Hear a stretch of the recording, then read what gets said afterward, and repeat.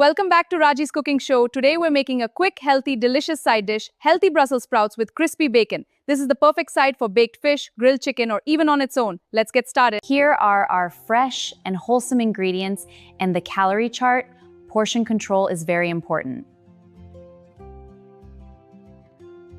First, heat a skillet over medium heat and cook the bacon until it becomes nice and crispy, about 7 minutes on each side. Once the bacon is crispy, remove it, pat it dry, and cut it into small bite-sized pieces. Now, using the delicious bacon flavor left in the pan, saute the chopped onions for about 2 minutes. Add the Brussels sprouts and stir well. Let them cook for about 3 minutes until they start to soften.